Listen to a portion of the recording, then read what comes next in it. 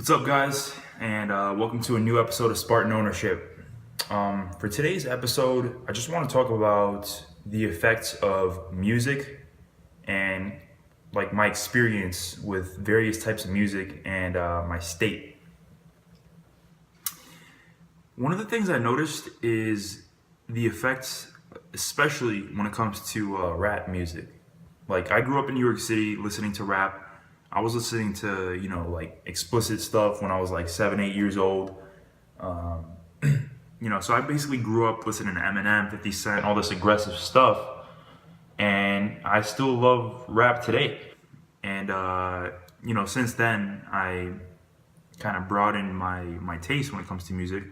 Now I like rock as well, like, certain artists, certain techno, certain house, certain, even classical music I'll listen to. Especially when I'm trying to focus and study and stuff. But one thing I noticed was rap music is like the default sometimes for like young people, Like when you're hanging out with guys that are 20 years old or even girls that are like 20 years old, anywhere from like 16 to 30 years old, people kind of default to rap music, I find. So like they'll be at the club, they'll go to a club that plays a lot of rap, or they'll have a barbecue and they'll put like rap music in the background, or they'll just be hanging out or having a house party, rap music once again.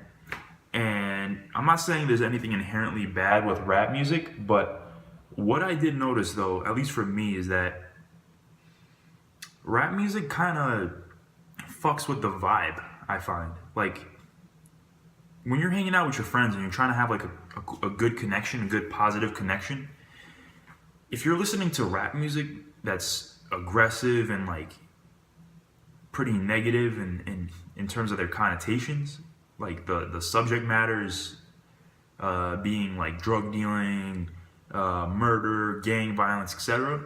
If you're having that play in the background of an interaction you're having with your buddies, and it's like Friday night, you're trying to decompress and like have a good time and just fuck around and joke around.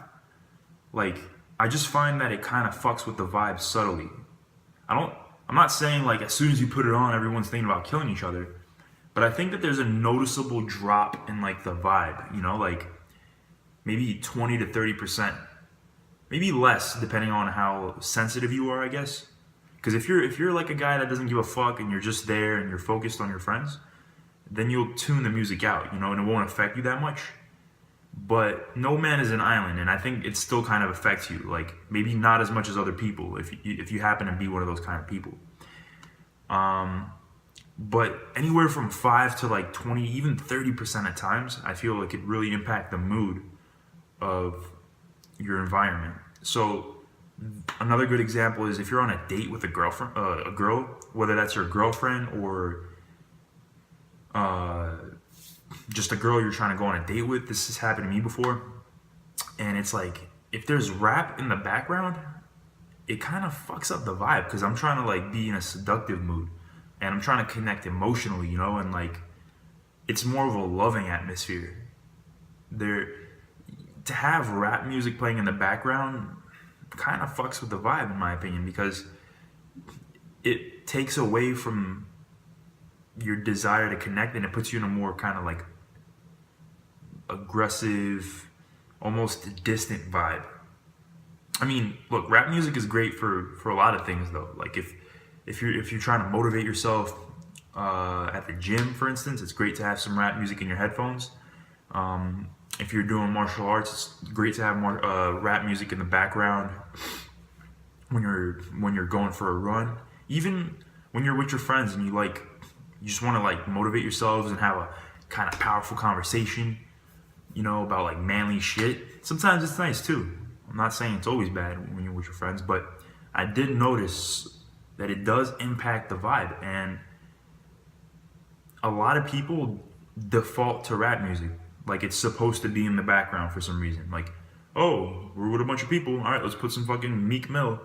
But then he's talking about shooting people and this and that. And some people, like, they don't even know that it's impacting them, but it is. It's kind of like subconsciously messing with the vibe, I think. And I think it's better if you're with your friends to put on something more relaxing, more ambient, you know?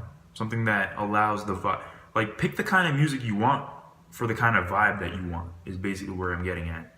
A guy that talks about this as well is Elliot Hulse. I believe he has a video called something, it's like music and medicine or something. And he basically says that before he, like goes on a date with his wife, he puts on like reggae music, and it puts him more in a lovable state. You know, like if he's gonna see his family, he'll kind of warm up to them by listening to some reggae music and Bob Marley, like peaceful kind of music. And then when he wants to get back into grind mode or whatever it is, then he'll put on some fucking like 50 Cent. 50 Cent has an album called Animal Ambition, I believe, and that was a good source of motivation for me at one point. So I guess what I'm advocating is, and what I'll be doing from now on is, I'll be more mindful of the music in the background of whatever it is that I'm doing. And if I'm gonna be with a girl, I'm probably not gonna stay too long at a place, whether it's a bar or even my house. Well, I'll change the music in that case, but if it's a bar, I'm not gonna stay at one that's playing fucking rap music.